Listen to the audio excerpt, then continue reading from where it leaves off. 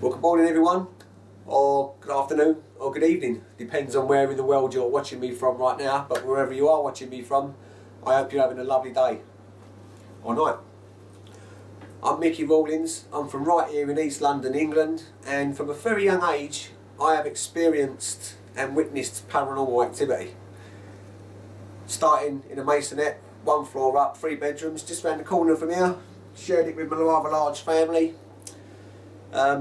One evening, my older brothers and sisters and a few of their friends decided it would be really cool to mess with a Ouija board in one of the small bedrooms, or in the smallest bedroom, and that led to every single one of them fleeing the masonette in pretty much a rush, and one of them jumping over the balcony to get away from whatever was going on up in the little bedroom. So I have to keep giggling because I can just picture it. From that day until the day we moved out some years later, there was an unseen guest that used to let us know that it was there on a regular basis, and it was quite freaky really. I was just a child, I didn't really understand it that well, but it carried on and I kind of just grew into it. And since we've moved out, I've been doing a lot of other stuff to do with paranormal. It's become like an obsession really, and I've witnessed enough stuff, and enough stuff happened to me for me to say that I firmly believe that we don't just die.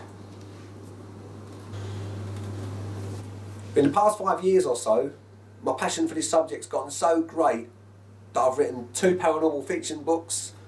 I've done numerous ghost hunts with paranormal groups. I've done some stuff on my own and caught some really cool stuff, which I'm going to show you very shortly. And in the last year or so, bringing it down to the last 12 months, I've been watching a lot more of the ghost hunting shows in my spare time, and I'm a sucker for the American ghost hunting shows. I think they're fantastic. But there was one that ran over here for a lot of years in Britain. I was a big fan, but it used to frustrate me so much that they're there to find ghosts and make this show and want to prove the existence of life after death, and they hear something and see something, they're walking around, woo, and they see something and they run away. They scream and run away. What is that all about? And I'll sit down and watch it, and it frustrates me so much that I thought, no, I want my own show. I want to be able to go on, do what they do, only go in here with some hardcore backbone and root out what is going on in places, and spend numerous amount of time in locked rooms on my own if I have to. And all that brings me to the present day. I am absolutely buzzing to be able to tell you now that I have joined forces with some amazing friends of mine at Anarchy Entertainment Network in Hollywood, who is making this happen. I've got a team, and we have got a show to get on the road. I'm going to be telling you a little bit about the show and what to expect for the rest of this episode very shortly. I'm going to tell you a little bit about my team, where we're going to be going. I'm going to be telling you everything. But first, I'm going to jump on some clips and show you some of the stuff that I've caught on some previous things I've done. This first clip, when you're watching it, you'll see me standing there with my still camera, taking pictures, and if you look in front of me, there's an archway. I'm in a corridor. It's in an old house, very old manor house, where King Henry VIII's daughter used to kill and torture Protestants in the basement below. And I went in there for a little while in the afternoon, but totally dark, very little lighting, and I caught this. You're going to see me standing in a corridor, and while I'm standing there snapping, you'll see my shadow look straight left of me on the corridor wall. You'll see my shadow of my arm holding the camera, but in front of me you'll see a brick archway, and in the brick archway on the face above me to the left you'll see a shadow. Now I thought this shadow was mine when I was going through the videos that we took that day, and it turns out this shadow was not mine. So they went round to this house in Brick Lane and they found the chap in bed with all silver plate and 10 loaded pistols. So he was caught red-handed, he was remanded in custody, and on the Thursday he was taken to Chelmsford, which was where the court was held for this.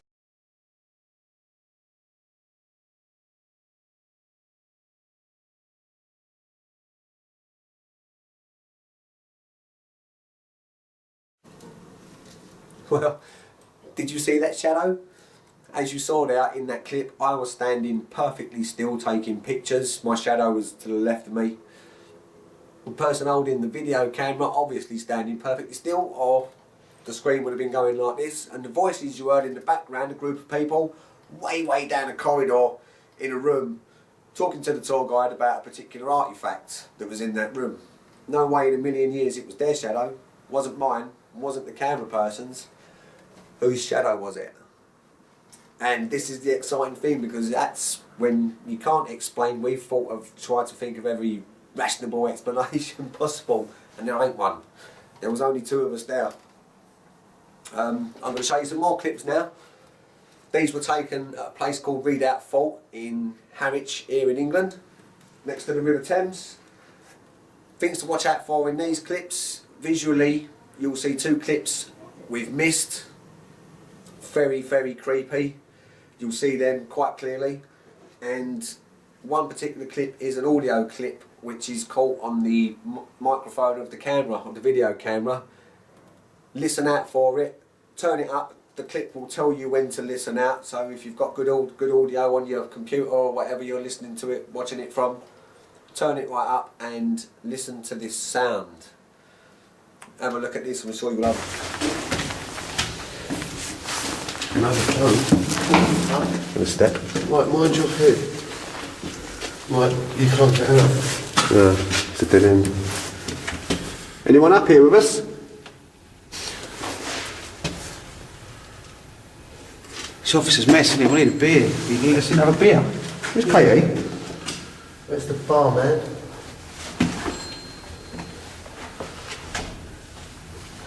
Kate?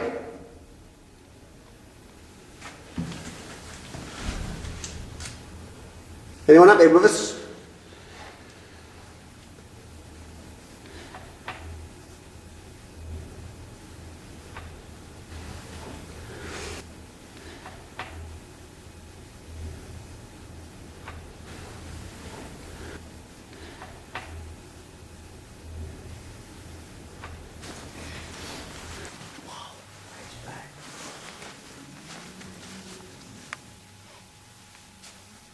Someone said shush right behind me in here.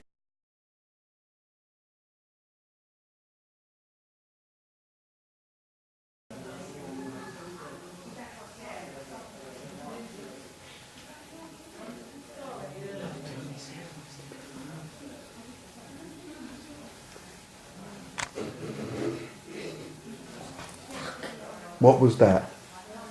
Is there anyone in here?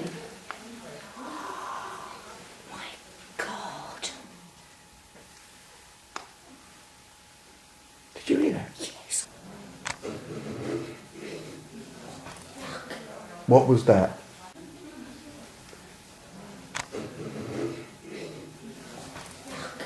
What was that? Is there anyone in here? God, I just got a right mad shiver right up my spine. Did you?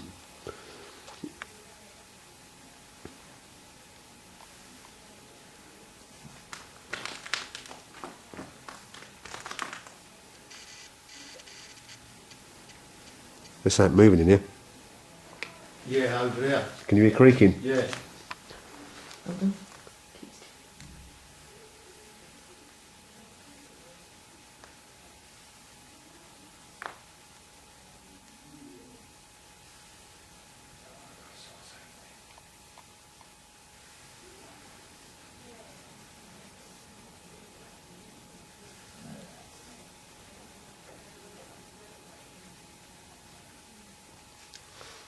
Can you make a noise?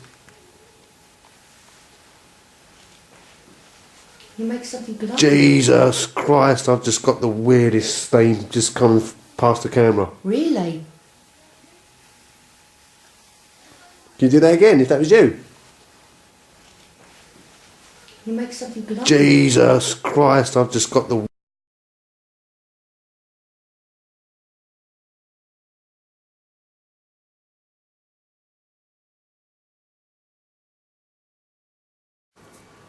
Well, what did you make of those clips? Mist floating past the camera on two separate occasions. Once was up on the top of that very high pitch black concrete spiral staircase, absolutely terrifying up there, said to harbour the spirit of a man that doesn't like men. And on the way down that staircase, after that mist was caught, I can't show it to you because I haven't tracked the person down for permission to show the world, but he was quite badly affected on our way back down the stairs. His left leg went totally dead, and I know the sound of somebody in pain, and this man was in pain. It wasn't until we got out of the staircase that the pain went away, which is absolutely phenomenal after catching that mist and knowing that now that it was harbouring a spirit that doesn't like men. Kind of put two and two together on that one, really. The mist in the dark room, very dangerous in there, pitch black, a lot of obstacles in there. As you can see, there was a lot of rubble in there, and that noise, the audible clip, I'm sure you turned it up to listen. It was so a brick being scraped across the floor. It chilled me to the bone. Really, really did creep me out. Loved every second of it, but it really creeped me out, because when you can hear something with your own ear, when you're in a pitch black room and you know it's nobody because you can't hear anything moving around, all you can hear is this noise, that is crazy. The show is going to be going to some crazy places. Hopefully I'm going to be taking the team to that place. I'm seriously thinking about it because I did love it in there. But we're going to be going in castles, we're going to be going in all sorts of crazy places. We're going to be going in season 2, we're going to be going abroad to America to do a ghost hunt with the Anarchy team and Brian the Hammer Jackson. I'm going to make him believe in ghosts. It's my mission in life. We're going to be doing schools, we're going to be doing libraries, we're going to be doing ships, people's places of work, people's homes, you name it. Derelict buildings, which is one I'm really looking forward to because not a lot of paranormal shows do derelict buildings. And my co-presenter brought this to my attention and totally raised my eyebrows to this, and we are definitely going to be doing some derelict places because she found some crazy places, bless her, and definitely they are going to be ones to creep us out. The derelict feel knowing that it's abandoned, it's just absolutely pucker. Well, that almost brings part 1 of the promotional episode to a close. I just thought it'd be nice to spend a little bit of time with you myself in this part, introduce myself, let you know a bit about what's going on in the show, where we're going to be going, what we're going to be doing. I'm going to leave you to finish off this part with some stills of my team. Are absolutely raring to go. It is fantastic. They are right up for this. I've got actress and model Nettie Prentice. She's going to be my co-presenter, and her claws are already deep into some research. She's going to be taking the historical role on, finding out about the ghosts and the ghouls and the history of places. I will also be doing some of that with her when she needs help.